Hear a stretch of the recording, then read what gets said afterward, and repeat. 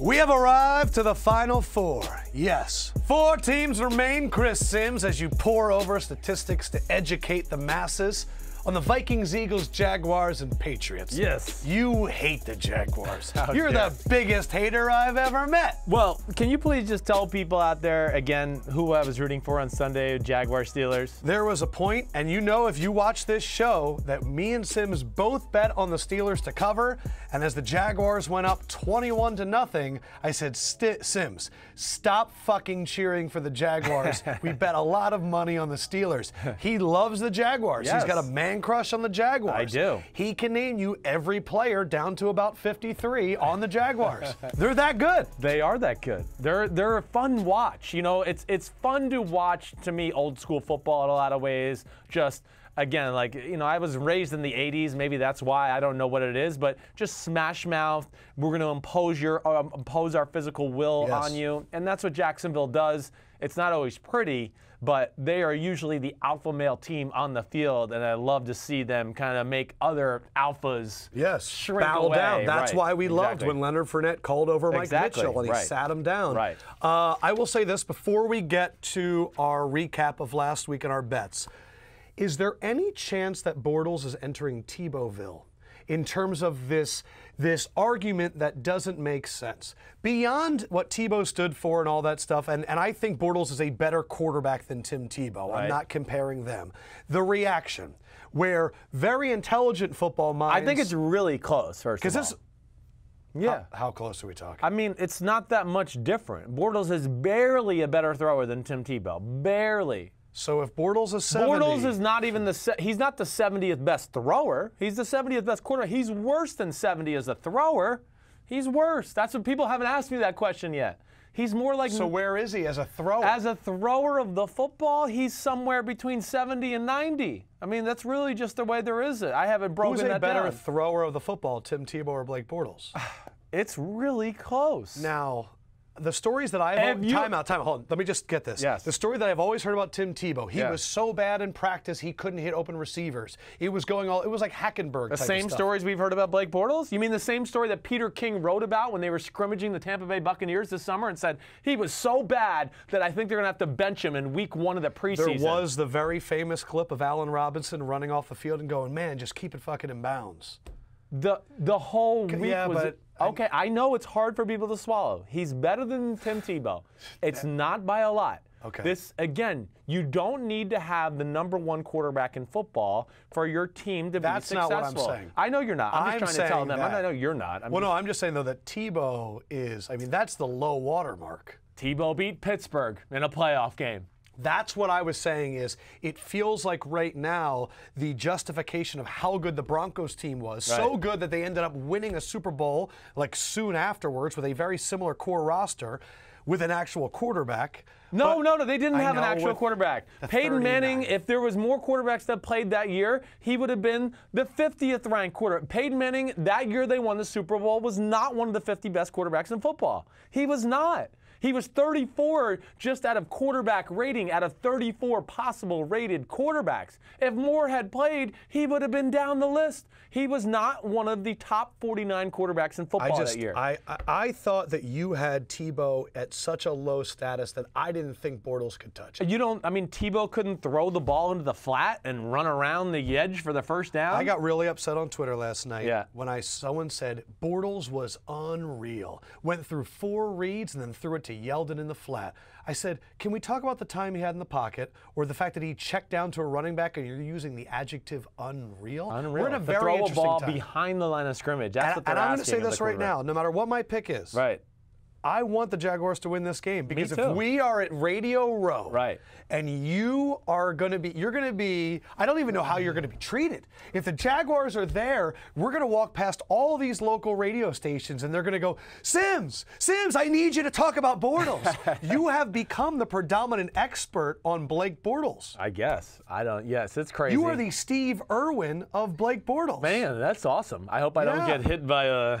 Stingray. Unnecessary. Steve Irwin, R.I.P. Great guy. He was a great guy. I know. Yeah. Well, listen, my kids still watch him. His kids, That's all right. You're right. Damn, Blake Bortles. Blake Bortlesologist. You're a Bortlesologist. I guess so. I'm a quarterback-ologist, I'll say that. I think we're going to get you a lab coat and a stethoscope, I and thought you're it going to was- walk around being a quarterbackologist and with a doctorate in Bortlesology. Hey, I think Mel Kiper's been listening to our podcast too, just so you know. Because he put Josh Allen as his number one Josh quarterback. Allen was number 9 on his list all year. As and long 7 as he and doesn't 6. do a Mayock and make Kaiser as number 1 for 8 months and then switch later. Well, no, he did that last year too. He did that. He had Kaiser number 1 until 3 days That's how before they the make draft. the big bucks. I know. It'd be interested to see there. Jeez, we All can right. talk. We're going huh? everywhere. All right. Let's look at how we did last week. What do we got going on? Simms caught in the wash. Simms made $0 last week because he put $7.90 on the Patriots, cha-ching, and then $7.90 on the Steelers, kaboom. You still look like a fool in that picture. And oh my I gosh. made a turtle in a half shell. That's what you because are. I went 3-1. I am now beating Simms by 2 picks, and I am closing in on even. Closing Good in for on you. even. Can I? What was my money there? Where am I? You at? were down 4,200, I Oh, believe shit, it was. so that's all right. 4,220. Just like you, man. 420. 42220. Real miscreant. But so there's 2 games left in today's week. What the Today's fuck? week. We're still going to get $1,600, and as the games get more important, so does the money. $1,600 for 2 games. The question is, will Simms split it? Will he put it all on one game? I'm going all Where? on one, just so you know.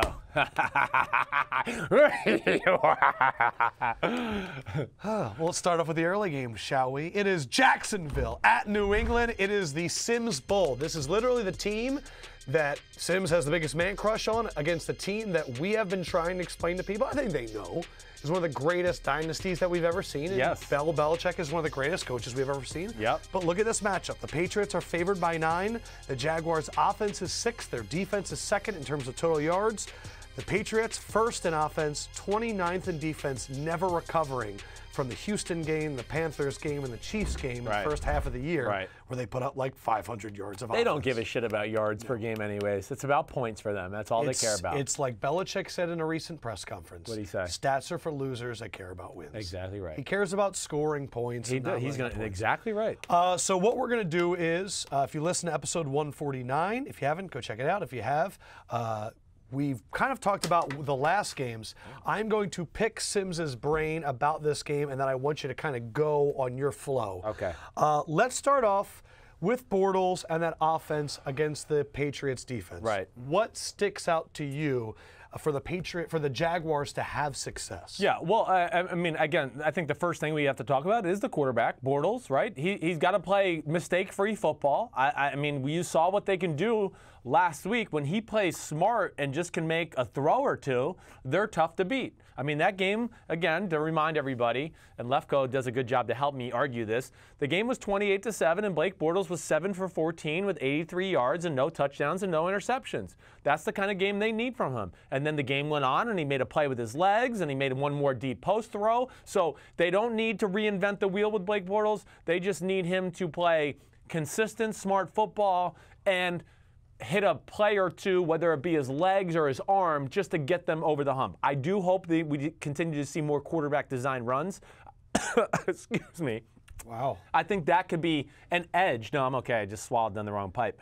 I think that could be an edge for this Jacksonville You offense. did say in your film review yesterday that they designed some counters and some actual running plays. Right.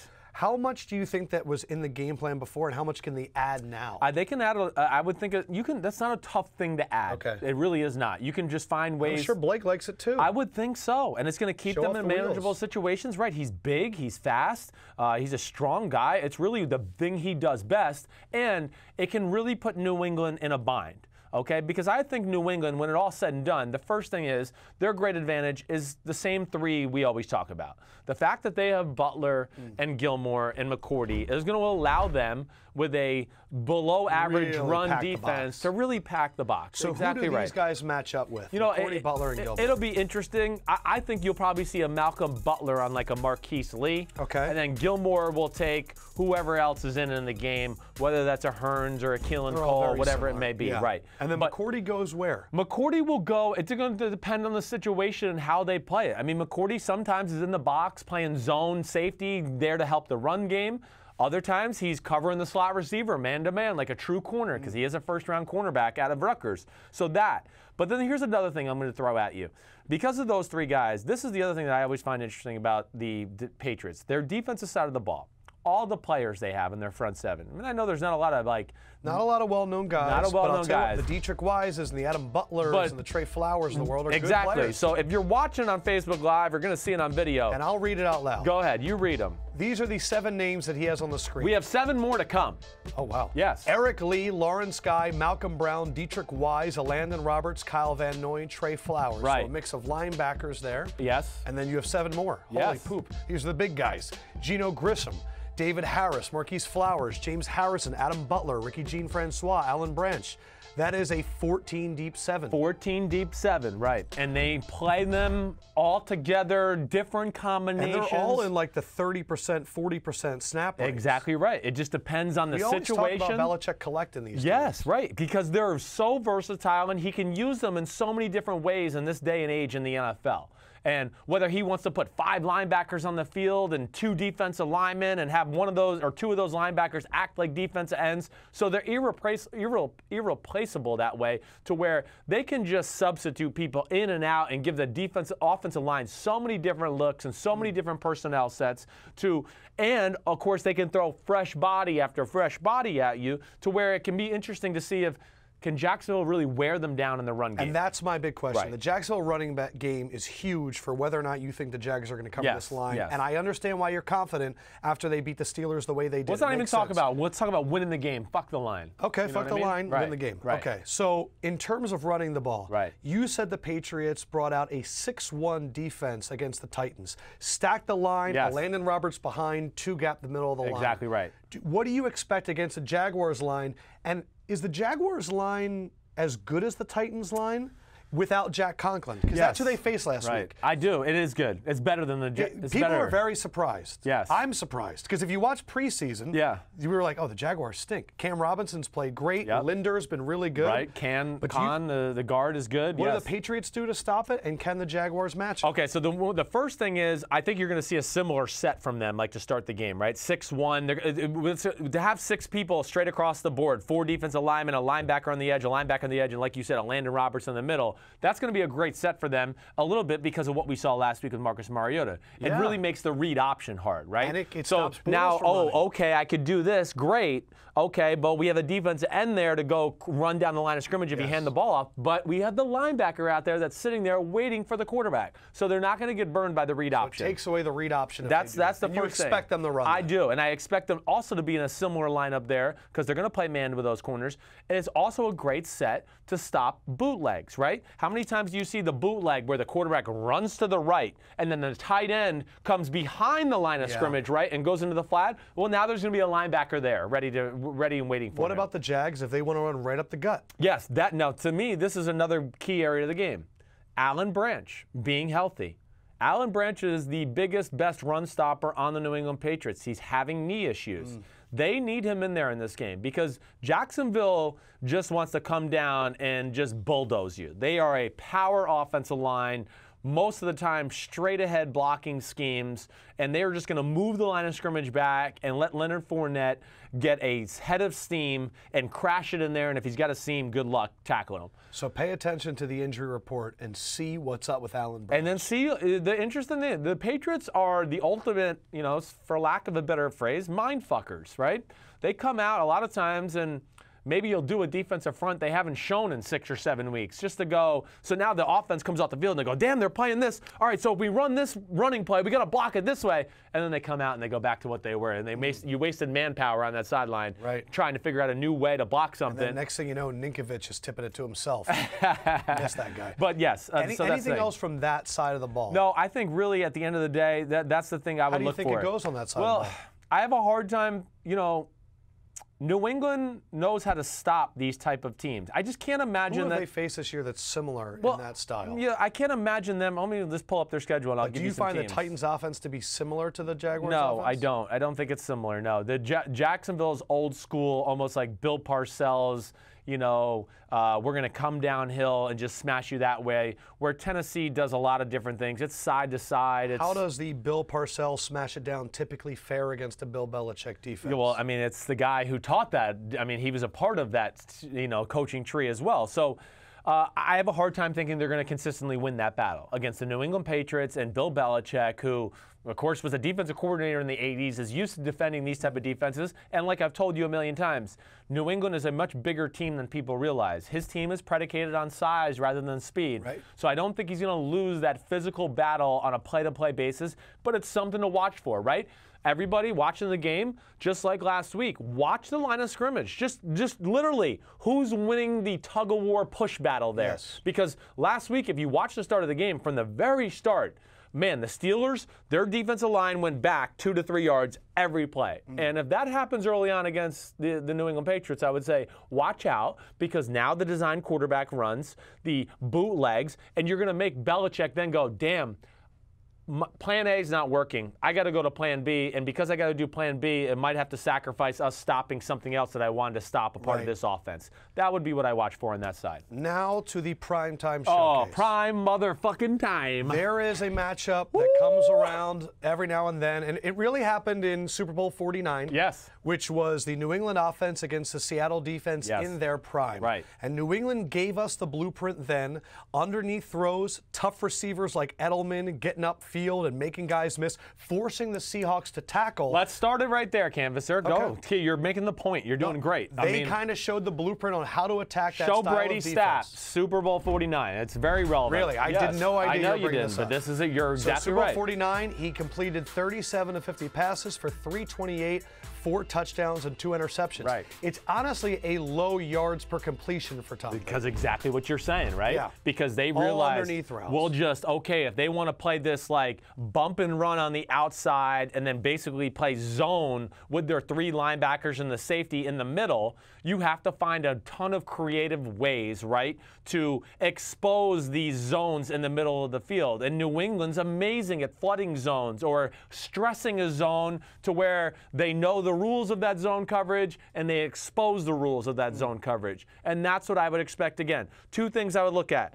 Canvasser, throw up the Edelman-Vereen stats from Super Bowl 49. Because Edelman and Vereen in that game, Edelman had 9 catches for 109 and a touchdown. Vereen had 11 catches for 64. I remember after the game, because then Vereen left the next year. Went to the Giants, right? But I was like, man, 11 catches. 11 catches, right. And I mean, again, last year, Super Bowl 51, Atlanta, you know what defense they run? Oh, the same defense the Jaguars do. And you know who had a lot of catches James last White. year? Exactly right. Like 9 catches? I think he had more than that. I think he might have 15. I think he had something like that. So that to me, now when you get into the Dion Lewis, Danny Amendola stage, that's where I look at right away is what is Dion Lewis and Amendola are going to be vital parts to what they do, because those are the guys they're going to use. Those are their pawns to expose those little zone coverages underneath that Jacksonville's so famous for. And there's nobody in football that has more ways to do that than the New England Patriots. That's why guys like Edelman and Wes Welker and Amendola and Chris Hogan, that's why those guys are there. Because it's such a key, vital part to their offensive scheme. There's nobody that runs what we would call jerk routes, option routes, read routes. Those are routes that basically the receiver has to read the coverage and be on the same page as Tom Brady, and then they're going to make the completion from there, and they're the masters of it in New England. I want to apologize to James White. He didn't have 9. He had 14,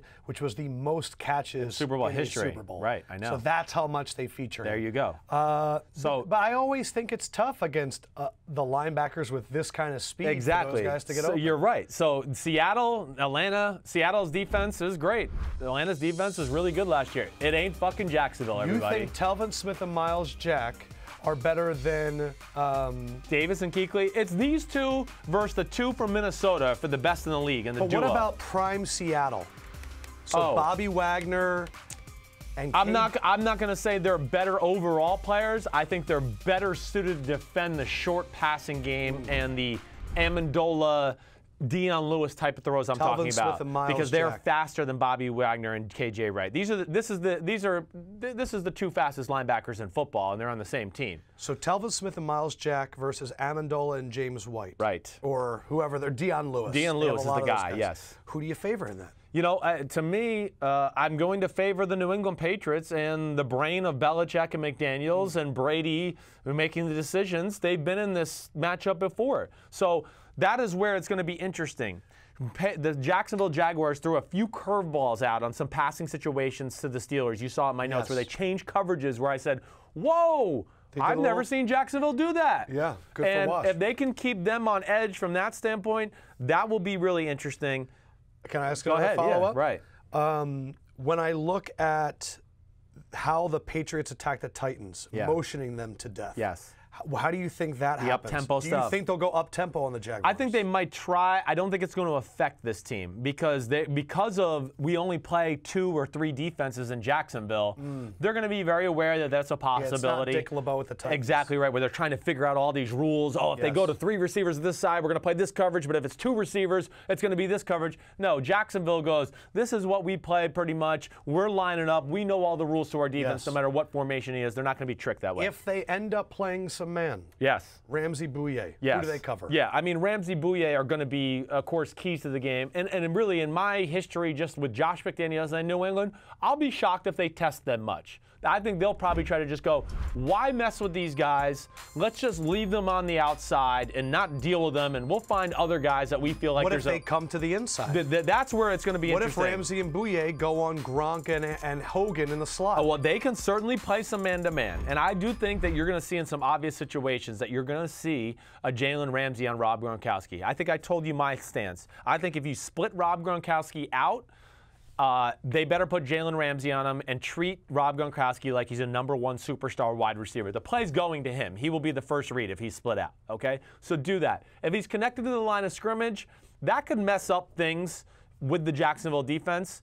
There, I would probably say, no, then you put a Miles Jack on him, do something like that. Get somebody at the line of scrimmage that maybe can bang him a little bit, then you play man-to-man from there. They certainly can be very scared from that point. I don't think anybody on New England, Cooks, Amendola, Hogan, when they're on the outside, it's going to be trouble. They're not going to get open. Not against this crew. This is, I think, right now, if you made me rank the corners in football right now, it's Ramsey 1, Bouye 2. Bouye was my 3 and Xavier Rhodes was my 2. I'm putting Bouye as 2. After the Michael Thomas I just think all of that. The end of the season, Xavier Rhodes wasn't quite as sharp. One thing that has been unbelievable, Right. if you've really paid attention to the Patriots these last few years, is their ability to lose offensive lineman after offensive lineman and still protect the quarterback. Right. I don't think it's shocking that Dante Scarnecchia, their, in my mind, future Hall of Fame offensive line coach. Well, he is. They never get in, but he should be. He You're should right. be because Right. I've never seen anyone do what he does. Right. He left, the line was crap, they brought him back, and all of a sudden the line's back Right. again. Right. You've had issues all year. Yes. Joe Tooney's Yes. had some issues, Right. some shifting and all that. They are facing the best sack team in the NFL. Yeah. One of the best sack team- ever. Best ever. 55 sacks. Yeah, with like not blitzing. Like this is a team that This just goes, is our just- 4 will get there. This is Yannick Ngakoue beats his man. Calais This is Campbell, Calais Campbell right. beats his man. This is Malik Jackson is what Michael Bennett was 5 years ago. Right. They have all the pieces, and we haven't even gotten to their other 4. But how do they stand up against the pressure? Yeah. Because Jacksonville doesn't need to blitz. So how will they do against the front 4? Can they protect Tom, or can they get a push up the middle? Can Avery Jones and Marcel Darius get a push up the middle? I do. I think they can, yes. And still, Thuney is going to be the guy to watch. Thuney, as you know, and you saw Left my guard, notes, left guard, 62. 62, right? Watch him. So pay He attention hung to on him. by the skin of his teeth last week. There was many a times where Brady was throwing the ball, and Thuney's just about to get pushed back into Jarrell Brady. Casey's punching him in the Exactly face. right. Now, these guys are better than that Tennessee Titans, and he's going to see a rotation of Campbell, Malik Jackson. I wouldn't be even shocked if Yannick Ngakoue got in there and a few obvious it's like a layup line. Right, they're going to try. They're all going to try him out, and they're going to see who he struggles with the most in those situations. But yes, that front 4 is, of course, one of the best in football. And I just think this is the other thing. New England's smart too. They were going to realize they're going to go. First of all, right tackle Adrian Waddle's in there. He's a better option than what they've had there. That's a good thing. But New England's smart. They're gonna have lots of ways, I would think, especially early on, to get the ball out of Brady's hands.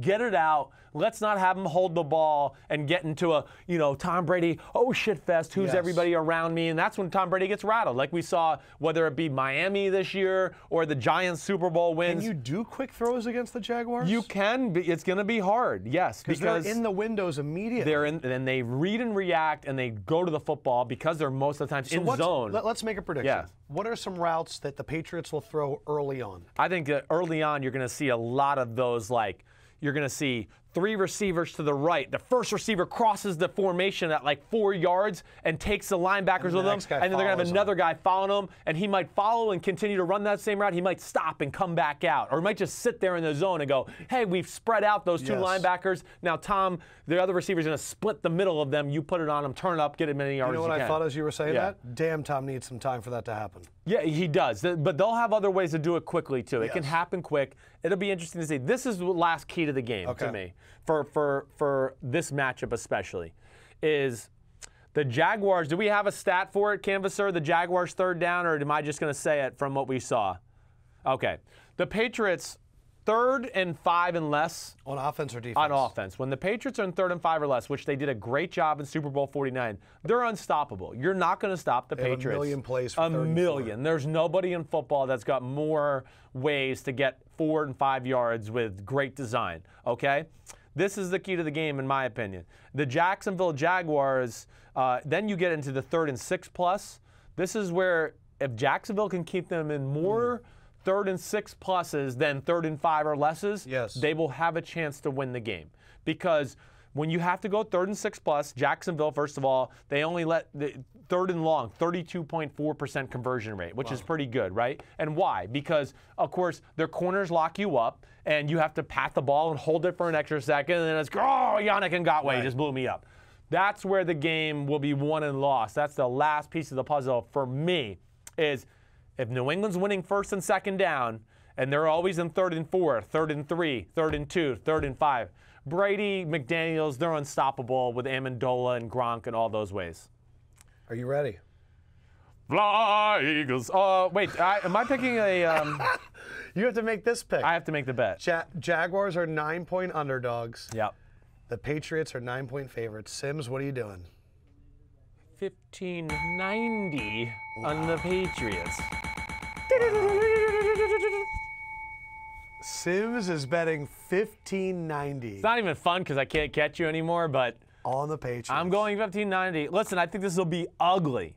I mean ugly. New England's going to have to earn this. I would not be shocked if this game is 17-13 with 5 minutes left in the game. It's and Brady puts Jacksonville-Buffalo game. Right, and Brady puts one more touchdown on the board to end the game.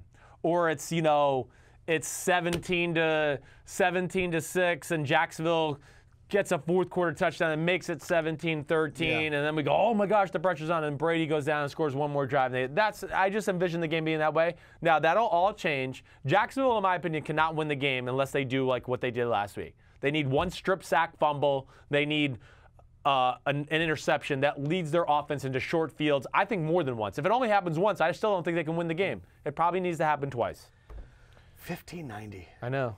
You're savage. Yeah. Well, I suck at this game, obviously. I look at the Jaguars, and I think that they had their perfect game of the year last week. Yeah. And they only won by 3. Right. They put up 45 points, and they only won by 3. Now, don't get me wrong, Ben Roethlisberger played maybe one of the best games he's ever played. He was awesome. It was unbelievable. I don't think that there's any chance that we get the mistake-free Bortles that we did last week. I don't think people realize how bad the Steelers' defense was. We can celebrate the Steelers scoring 39 points on the Ravens, but don't forget the Ravens scored 38 points on the Steelers. The Steelers' defense has been one of the more overrated groups all year. Shazier being gone killed them. It's a different unit completely. And it's like I told you last week. The Steelers are more of... well, I'm sorry. Well, I know. I didn't. Go. It's the first time ever I've cut you off. That's why it was a joke. But, no, I mean... Yeah, and like we talked about a little last week, and I know my dad even said it on the podcast yesterday, where, Pittsburgh's a defense that's going to go, we're going to do what we do, and we got some creative stuff, and how are you going to handle it? Buffalo and New England are more like, what do you do really well, and we're going to take that away first, and then go from there. And I'm just going to end this because I love when you come with analytics, and I think part of my responsibility is to look at big picture. Yeah, yes. I genuinely believe that I was correct about saying the Saints celebration led to a slow start in that game, and part of the reason they were down 17-0. I think some of the energy comes out. It's hard to get it back in. Sure. Study Bruce Lee, breath out, breath in. It happens. Right. I'm just saying. Wax on, wax off. Blake Bortles is talking all week about the Bortles Facts Twitter. Everyone's saying how great he is. We got Jalen Ramsey in a stadium saying we're going to win the Super Bowl. Yeah. I know that Doug Marrone is saying we're a dynasty. The Patriots are about to lose both of their coordinators, and their coach, star quarterback, and owner were just in a public fight, and they have never been more motivated.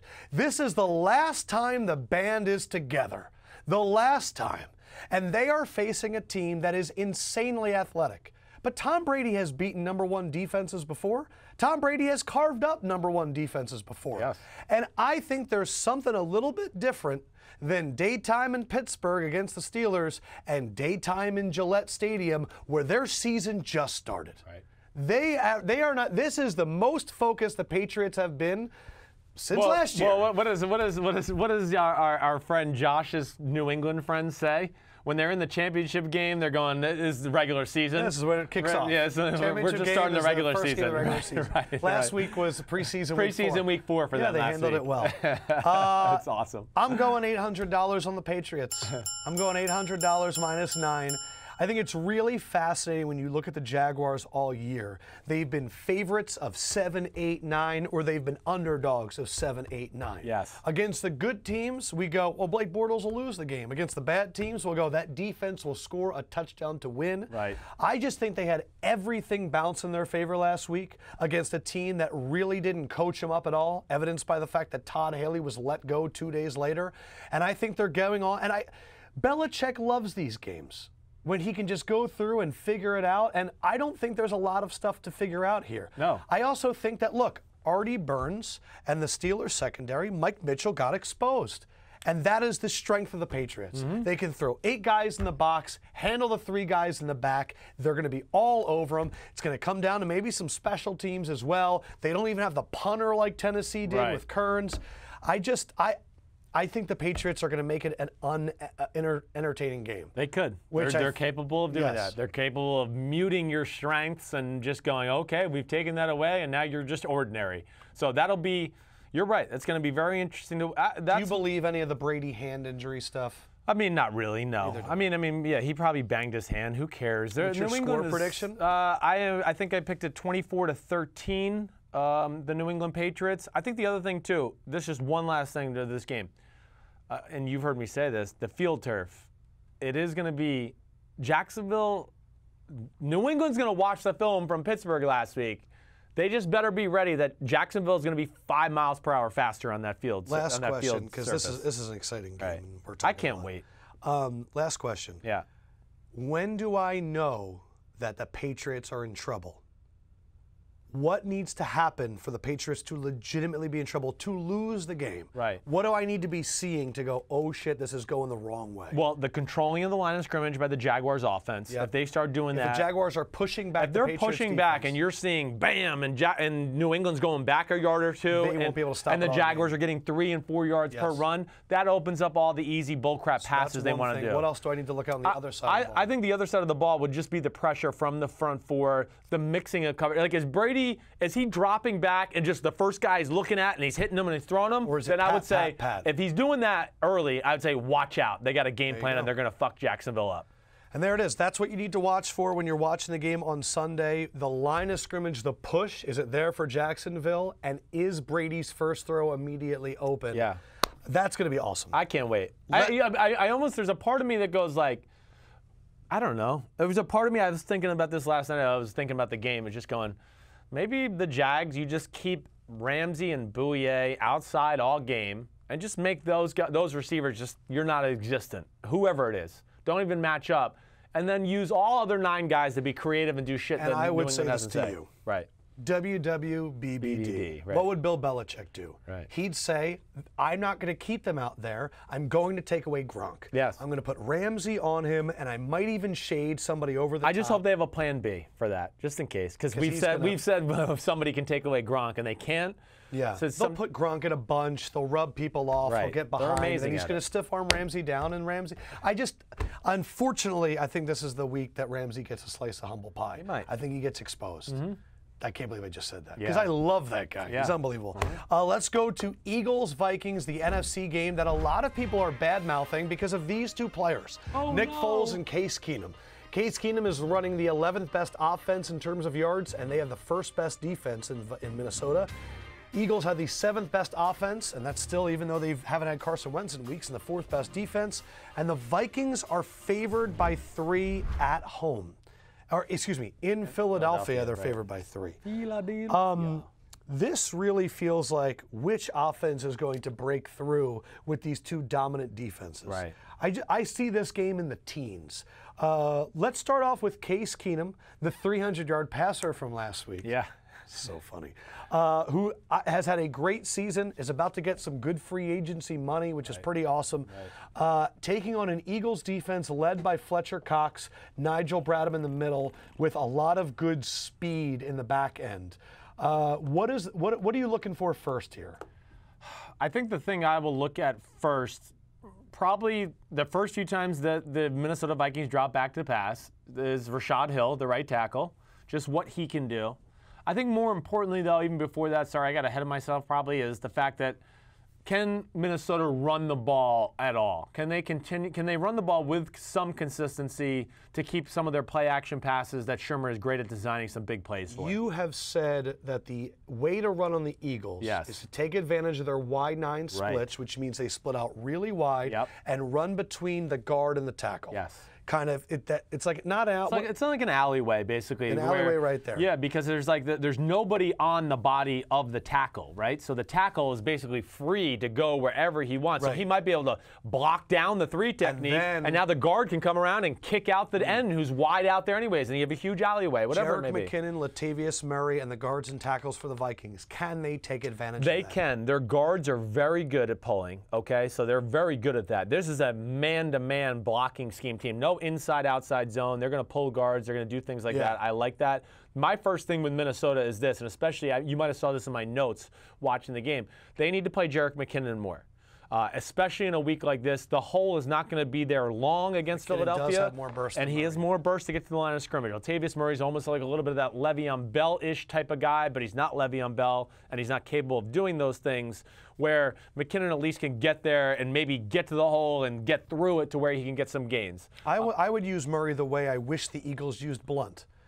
McKinnon, and then Murray. Yeah, I think that would be the right way to do it. He's one of those later in the game tough guys. Yes, because he's big and he will wear you down. Yeah. So those to me are the things I look at. Do you think they can run on the Eagles? What do you think? What's your gut tell you? You know, I think they're going to be able to run enough to keep them honest, right? I think this is really going to be one of the interesting matchups of the game in general. You know, what are the Eagles going to do? I don't have like a sexy angle to bring to you here, other than the fact that, yes, maybe you can get to the quarterback Keenum with pass pressure with your front 4. I mean, Fletcher Cox, of course, is awesome, but just the stable of guys, whether it be Brandon Graham, who you're seeing on the screen, what are they going to do to keep throwing at Rashad Hill, who they're going to see on film struggled, especially in the 4th quarter last week? When a team knows that you're going to attack one side, can they take advantage of that? Yes, they can. And I mean, hopefully they're going to put tight ends out there. They're going to put backs there to chip guys. Maybe a few quick screens inside there, right? I would totally expect to see some screens to the right. Yes. To kind of make the Eagles slow down. Take advantage of them being aggressive up the field. Who do you put on Thielen? Who do you put on Diggs? You know, when they do that, I don't know if you guys are going to match up. They're going to play a little bit more zone? I think they're going to try to do what they did last week, which is basically let's just play off.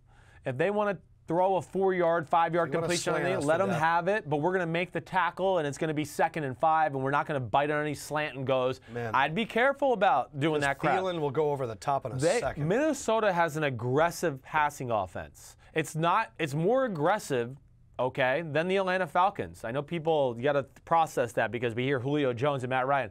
But no, really, I mean, you watch the game with me. Atlanta it's more of a get the ball to your hand quick. Let's get it to a slant to Julio, see if he can run. You know, stick route, 5-yard out, blah, blah, blah. Those kind of things. Minnesota is a very long, exaggerated play action fake no doubt. with a pump and then a Case Keenum alone. Yes, right. And even when they just do drop back pass, it's not a lot of just short and dink and dunk stuff. It's like we're trying to get a 10 or 15-yard completion. Exactly right. So it's a different game that way. I do think they're going to be able to move the ball on your Eagles defense, but it's not going to be easy. It's going to be ugly. I mean, this is going to be a defensive struggle football game all the way. I feel like every Eagles defensive performance has one thing that we wait for. Yeah. What kind of a game is Jim Schwartz going to call? Right. Salute to Jim Schwartz for a great game call against the Falcons. Yep. Well-timed blitzes, smart playing off.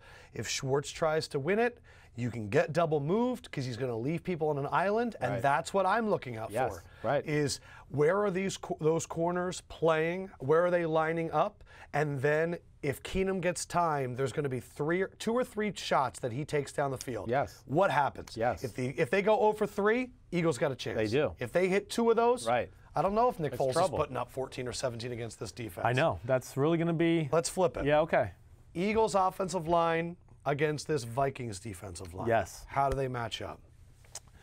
Because you said that was the big advantage for the Eagles against the Falcons. Yes. Was the size. That advantage is gone for this week. I mean, they're not going to just overpower the Minnesota Vikings front line. Now, what they can do, and if they consistently can run the ball and be in 2nd and 7 and then 3rd and 4 and keep drives going, they can wear down this Vikings defensive front like you and I have talked about a lot. The Vikings front 4, they only play 5 guys, and they play the whole game, and it's been an issue for them. So right away, here's this. Go ahead. You talk through it. You're Here better are the at this snap than me. counts for the Vikings defensive line. This is against New Orleans. Tom Johnson played 93% of the snaps, and Everson Griffin played 91. Right. Fletcher Cox got in the 90s. This is the time to really use the guys. Yep. Daniil Hunter played 78%, and Linval Joseph played 71%. Right. Shamar Stephen got hurt very early on in the game. Brian Robison's really the only other guy they bring into the mix, really. So they go 4 deep, right. 5 deep. 5 deep. And then the Eagles go about 8 deep. No doubt about it. You got one of the best front 4s in football. Because they'll go 2 deep at every single guy, and then they have some thirds that'll come in too. Yes. So, you know, I don't think you're going to be able to just bludgeon downhill run game like you did to the Atlanta Falcons. Who's matching up over Lane Johnson and Brandon Brooks? Yes. Okay. So who's going on the power side that you think is dominating? All right. Well, first of all, it's going to be more the first matchup. The first matchup we have to worry about is your guy your left tackle. Halipuli Vaitai. Right. I'll never get it. Him versus Everson Griffin. Yes. That is something I will be watching right away, too. That makes sense. Okay? It is, but again, what plays into your advantage is your field.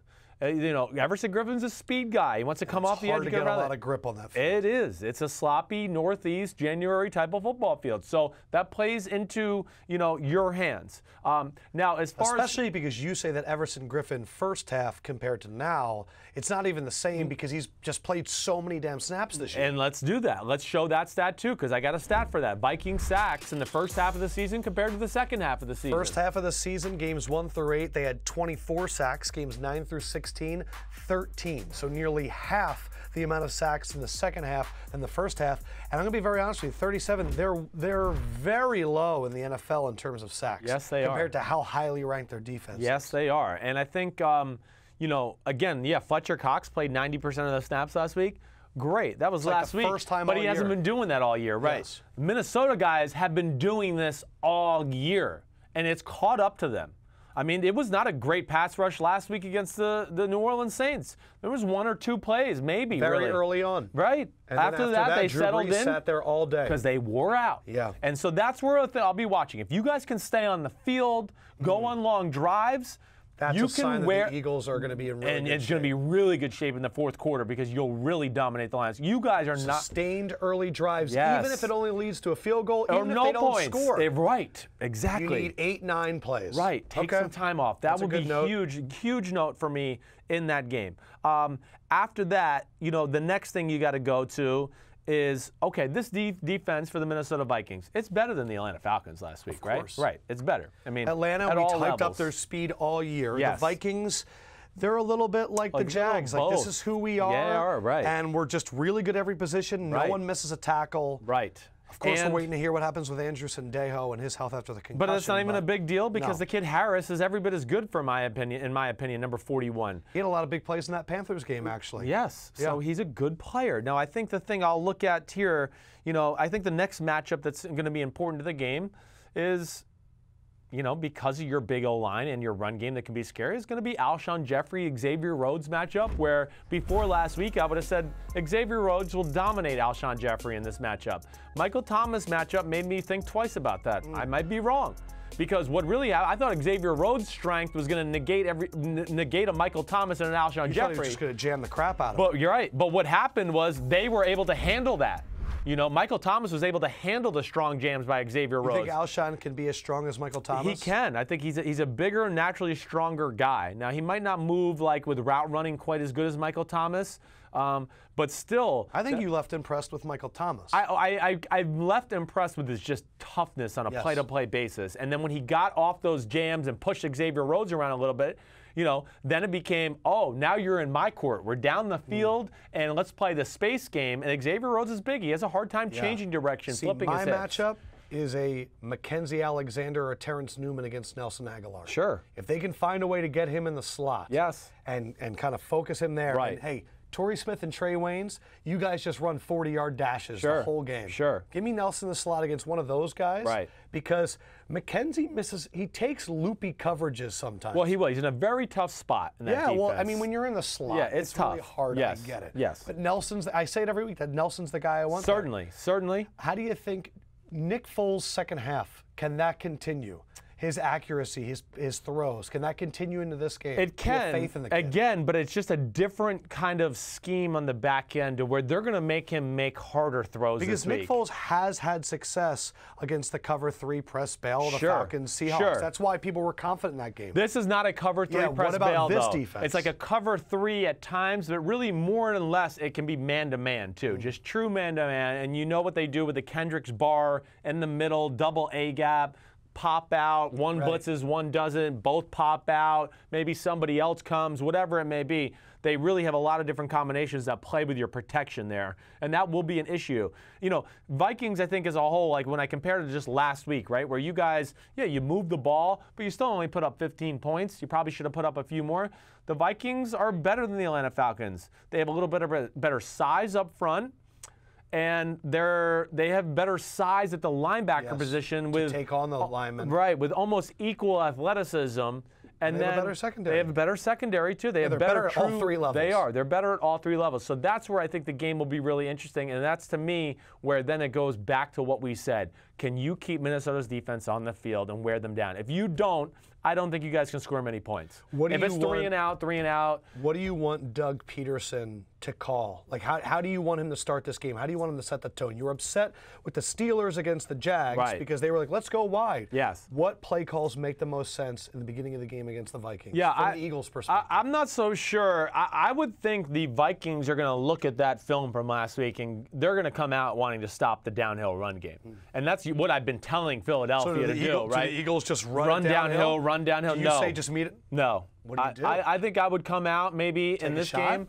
Not necessarily even take a shot. Like last week, I like that you guys took the shot early too. You got the pass interference, right? Unfortunately, it was a fumble the next play. But no, I think maybe this could be a game where maybe you come out early on and they're going to be so geared up and thinking about our run fits and how we're going to stop this. Right, boots, screens, quick throws just to get Foles in a good little flow early on. Get some cheap completions. Who cares even if you drive the ball consistently down the field? But just to do it to where Minnesota has to come off the sideline and go, okay, they have a little plan of attack to us in the pass game here that we have to worry about.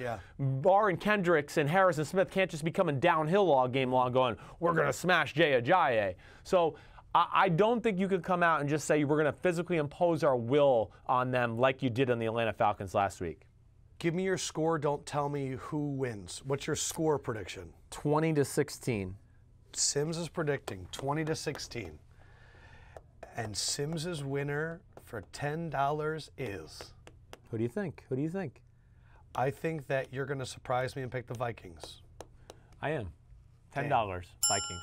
Sorry. Damn. I'm rooting for the Eagles, just so you know. Why? I don't know. I just am. I like the Eagles. So I predicted probably in week 14 or 15 Right. that the Super Bowl will be Patriots-Vikings. Right.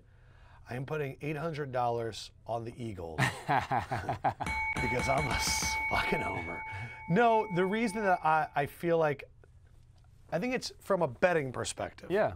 I think this is a 50-50 game. Yeah.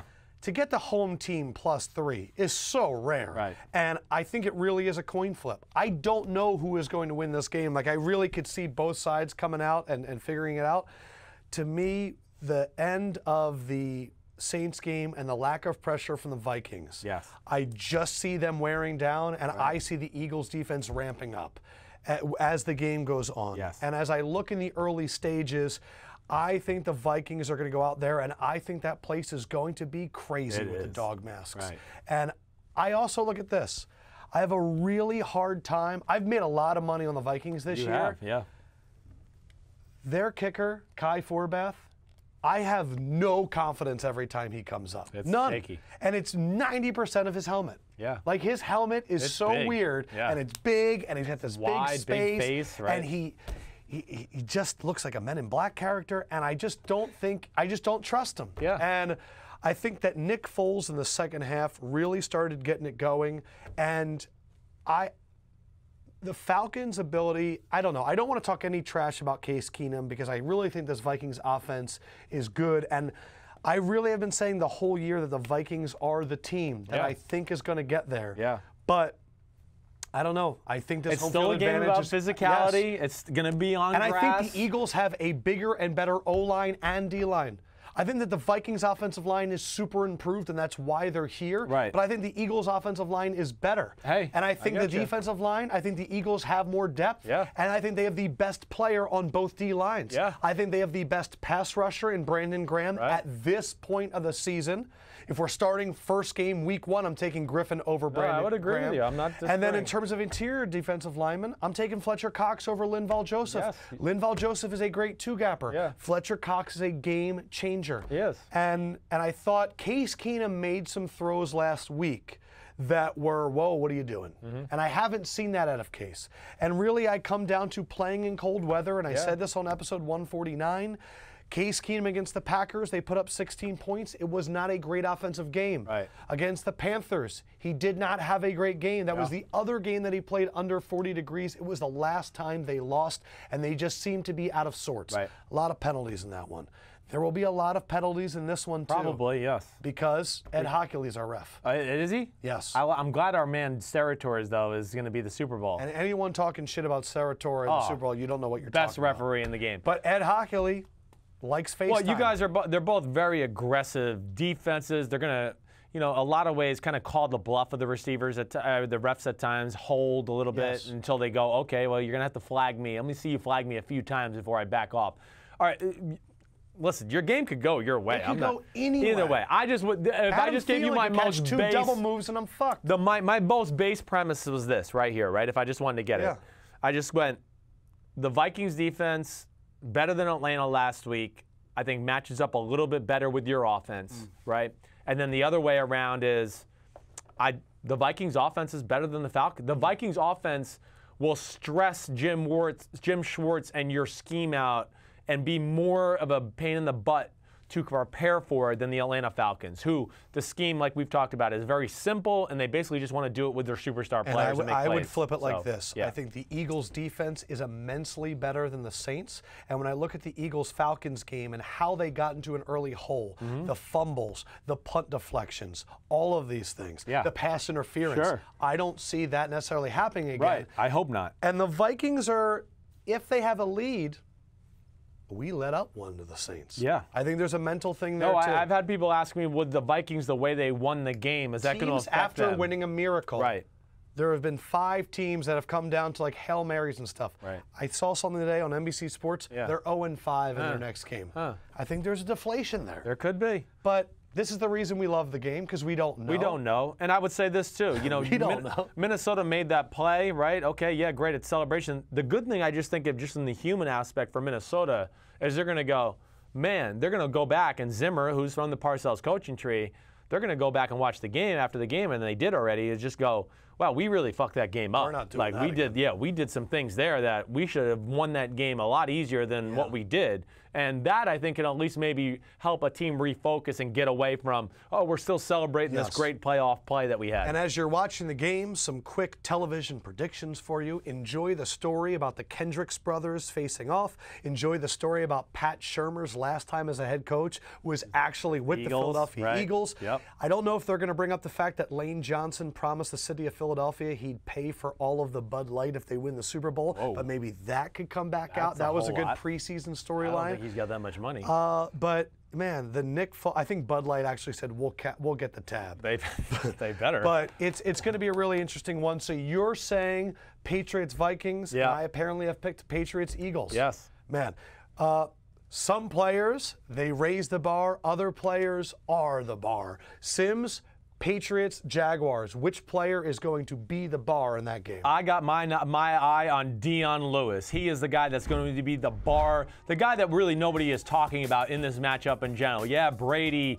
Gronkowski, Belichick, Jalen Ramsey, Leonard Fournette. Oh, can Blake Bortles save the day? This is the guy everybody's forgetting about. He is one of the keys to this New England offense. Not only his ability to run the ball between the tackles, but more importantly, in a week like this, it's going to be his ability to catch the ball out of the backfield, expose some of the Jaguar scheme, whether it's coming out of the backfield in the traditional sense or lining up as a slot receiver. He is going to be a very tough matchup, not only for the Jaguar personnel, but for the Jaguar scheme in general. And I really expect him to have a day where he's got like 8 catches for 70 yards and maybe 18 carries for 90 yards on the ground, something like that. That is who he's picking to be the bar. When it comes to Eagles-Vikings, I thought long and hard. These teams are very similar, but I tried to think about who's the one guy that could flip it on its head. Yeah. He did it on one of the last drives for the Falcons last week with a big-time tackle in the backfield. His name is Brandon Graham.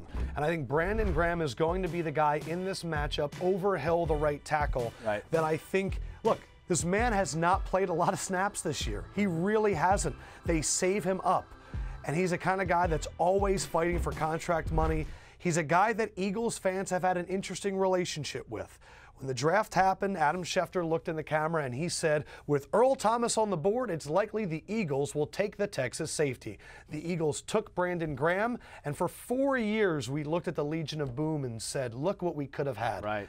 Now, with Earl Thomas maybe leaving the Seahawks, coming towards an end of his career because he's such a hard hitter, we are in the prime of Brandon Graham. Right. We have 2 or 3 more years of prime Brandon Graham. And I think just like, this is a throwback, Derek Burgess, when the Eagles went to the Super Bowl against the Patriots last time. Don't forget, when the Eagles went to the Super Bowl, they beat the Vikings and the Falcons. Now they're facing the Falcons and then the Vikings. And Derek Burgess had a big sack in that NFC Championship game. I believe that will be Brandon Graham in this game, causing a turnover against Case Keenum and giving the Eagles what they need to not just raise the bar, but to set the bar, or be the bar on their way to Minnesota. That's another storyline. I am kind of rooting for Minnesota to have the home field in the Super Bowl. It'd be cool, right? Because we hear it every year. The Texans could be the team. The Jaguars. This is the closest I've ever seen for a team. And if it's there, that place with the horn. The one thing that really worries me. And that's a true team that could beat the Patriots because of that. I know. Huge. But it worries me. They worry me, though, the Minnesota versus the Patriots. They really do. Because they're just so... They're so thin up front. I mean, New England, when they play defenses like that, it's hurry-up offense. It's a barrage of plays. They look up and they go, damn, it's the 3rd quarter, and we've been on the field for 65 plays already. Yeah, good luck. You got 35 more to go, and you're going to get your ass torn up. You think the Eagles have more depth? I think Eagles have more depth from that standpoint, yes. Quickly, as we wrap up, how was part of my take fun this morning? Yeah, it was cool. They're good dudes. They really are. Yes, I didn't know them. what Our to kind expect. of guys? Oh, they are our kind of guys. Yeah, Definitely. I didn't know what to expect. Like I didn't know. Only time I've ever seen these guys is people showing me clips where they're telling me I'm an asshole or fuck Chris Simms. So I went in there like, I was thinking like, man, am I gonna have to really argue with these guys? But no, they were cool. They are our kind of guys. We're gonna hang out with them at the Super Bowl a little bit. Have a few beers. Yeah. Oh man. We have so much planned for Super Bowl. Our producer, Matt Canvasser, camera operator, Gabe, we are all going to be out there. We have these sleek little computer covers. A lot of people hitting me in the DM saying, where can I get one? Where can we get Simms and Lefkoe merch? That's coming soon, Coming too. soon. Coming to stores soon, near too. you. The internets. Just to recap, Simms is betting on. Simms and I are both betting on Patriots -9. You are putting 1590. I'm going 800. And then in terms of Eagles-Vikings, you're going $10 on the Vikings -3. Yeah, I did not feel strong about And that. I'm going Eagles 800 +3 at home. Hit us up on social media as always at Simms and Lefkoe, Instagram and Twitter. 2:30 on Sunday. Simms and I will be on Facebook recapping, actually nothing. Just, I forgot there's no games on Saturday. Just kind of getting ready. Yeah. We're going to be super juiced Right. up. I'll have a bets few on- more new nuggets. I might have some inside info, things to and watch honestly, for, too. there's going to be some more coaching news, so Right. we'll get into that as well. Right. Join us, Facebook 2:30 on Sunday. And as always, check us out on YouTube. Just type in Simms Lefkoe. We're there for Simms. Peace out, homies. Fendrick would say good evening, and the Lefkoe Man. says good night. We will holler at you. See you Sunday, and if not, enjoy the games. They're going to be awesome.